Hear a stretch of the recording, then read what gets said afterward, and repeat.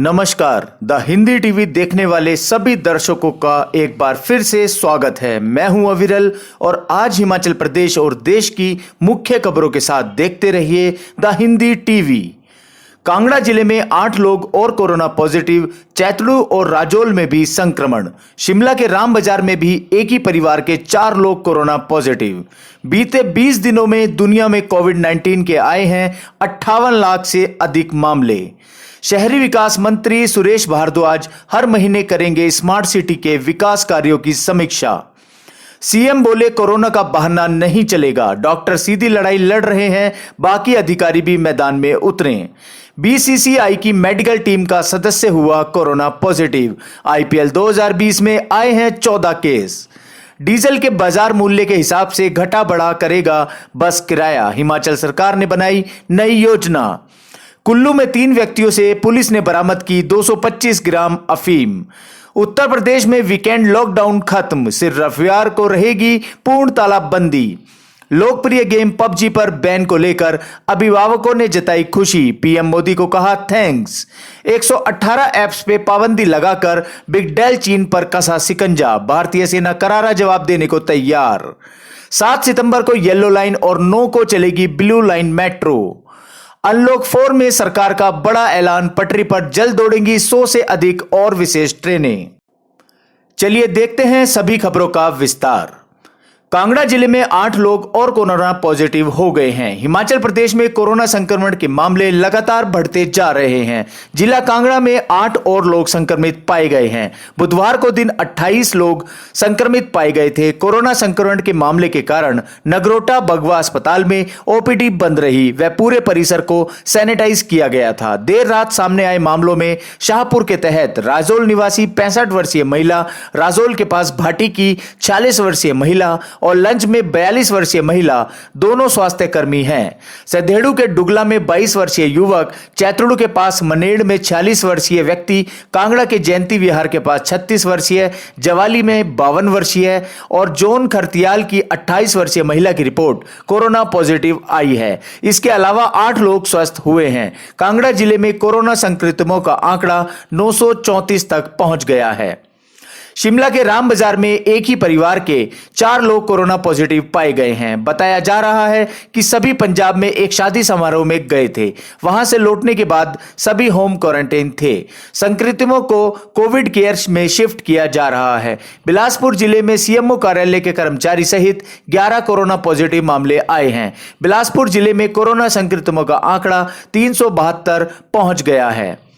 बीते 7 माह से कोरोना वायरस महामारी का प्रकोप निरंतर जारी है। पूरी दुनिया के वैज्ञानिक इसकी कारगर वैक्सीन को विकसित करने में लगे हैं, लेकिन अब तक ये अपने ट्रायल के चरण में ही पहुंची है। वहीं दूसरी तरफ कुछ ऐसे भी देश हैं जहां पर इसके मामले में कमी आने के बाद वहां पर दोबारा इसका संकट खड़ा होता दिखाई दे रहा है।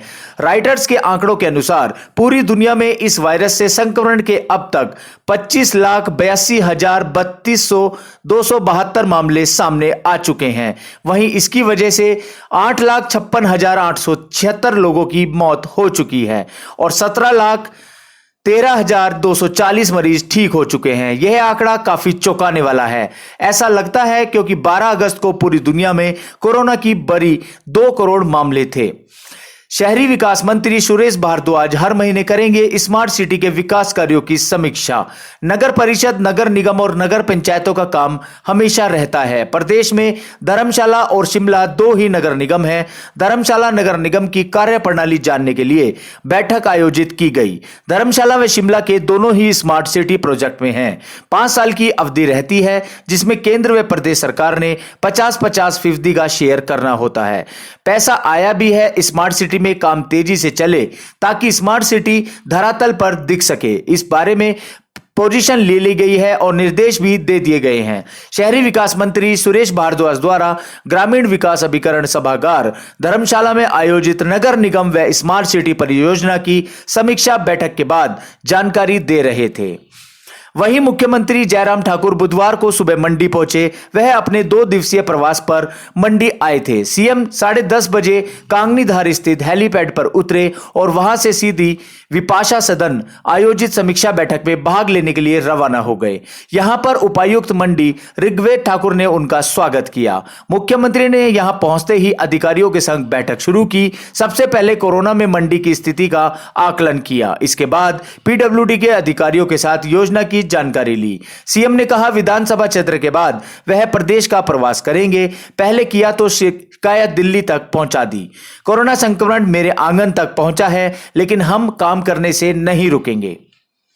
पिछले सप्ताह चेन्नई सुपर किंग सीएसके के 2 खिलाड़ियों समेत 13 सदस्यों को संयुक्त अरब अमीरात में कोरोना वायरस से संक्रमित पाया गया था। इसी कड़ी में आज आईपीएल 2020 से जुड़े कोरोना केसों की संख्या 14 हो गई है, क्योंकि भारतीय क्रिकेट कंट्रोल बोर्ड यानी कि बीसीसीआई की मेडिकल टीम के एक सदस्य को कोरोना वायरस टेस्ट में पॉजिटिव पाया गया है। इस बात की पुष्टि भारतीय क्रिकेट बोर्ड से जुड़े सूत्रों ने की है। सीएसए के 13 सदस्यों के कोरोना पॉजिटिव पाए जाने के बाद बीसीसीआई भी मुश्किल में थी। वहीं अब खुद बोर्ड की मेडिकल टीम का सदस्य कोरोना संक्रमित होने के बाद बोर्ड की परेशानी काफी बढ़ गई है। उतना ही नहीं, बेंगलुरु स्थित नेशनल क्रिकेट एकेडमी के 2 सदस्य भी कोरोना वायरस टेस्ट में पॉजिटिव पाए गए हैं। न्यूज एजेंसी एएनआई को बोर्ड के सूत्रों ने अपनी टीम के सदस्य के कोरोना पॉजिटिव होने की जानकारी दी है।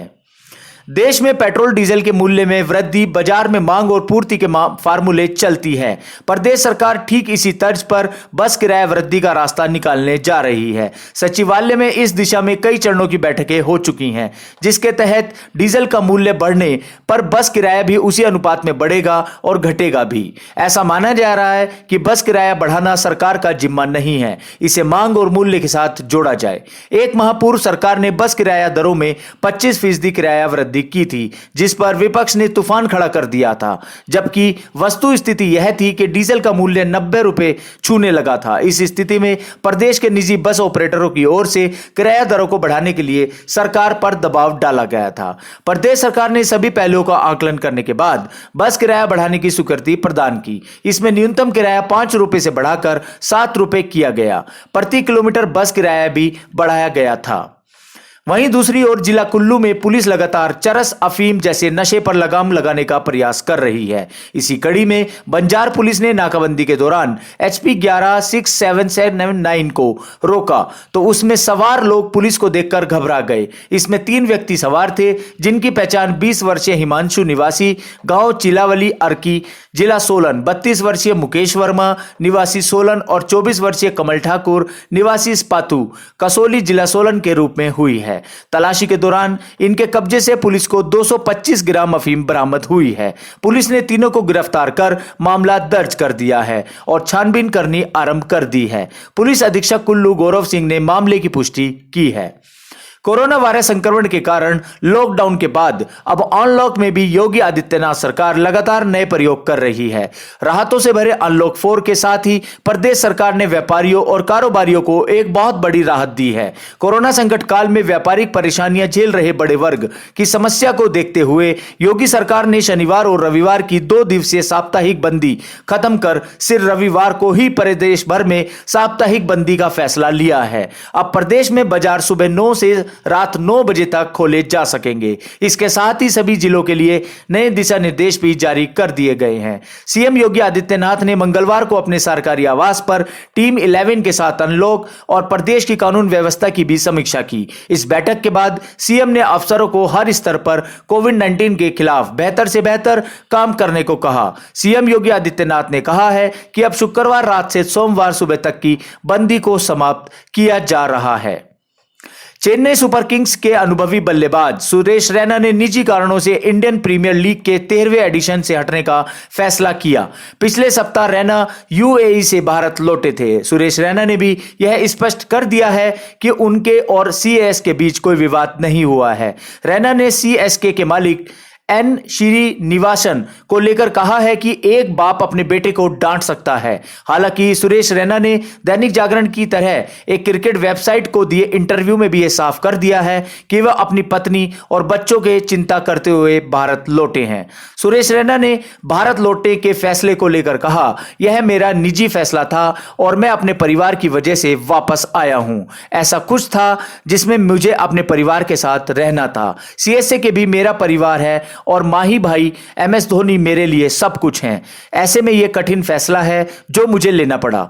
मेरे और सीएसए के बीच कोई विवाद नहीं है।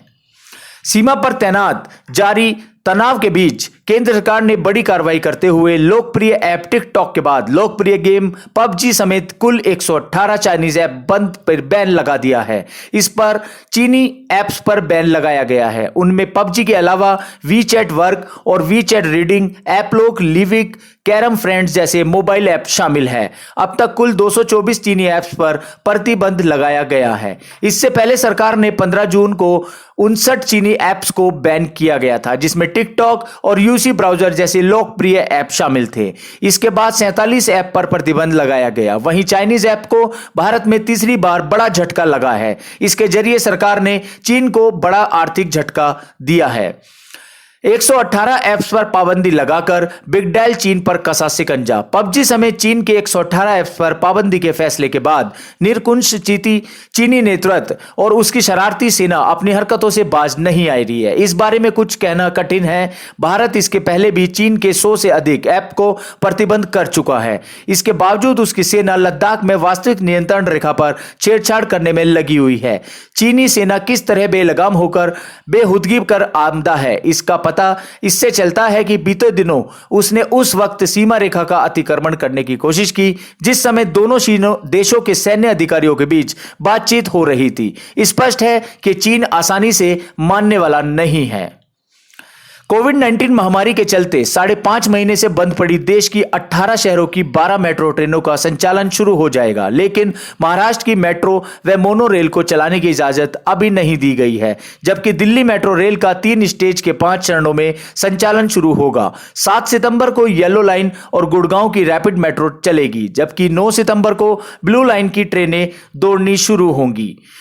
केंद्रीय शहरी विकास मंत्री हरदीप सिंह पुरी ने बताया है कि दिल्ली मेट्रो का संचालन को क्रमबद्ध तरीके से बढ़ाया जाएगा। इस दौरान यात्रियों के लिए दिशा निर्देश का पालन करना अनिवार्य है। मेट्रो ट्रेन में यात्रा के लिए हर यात्री को मास्क लगाना जरूरी है। बिना मास्क के पहुंचे तो स्टेशन से ही महंगा मास्क खरीदना होगा। मेट्रो स्टेशनों पर सैनिटाइजर का उपयोग के साथ एक दूसरे की दूरी बनाए रखने के लिए निशान चिन्हित किए गए हैं। तो ये थी देश भर की मुख्य खबरें। जल्द ही अगली बड़ी खबरों के साथ हर खबर पर नजर, हर खबर का सच। तब तक देखते रहिए द हिंदी टीवी।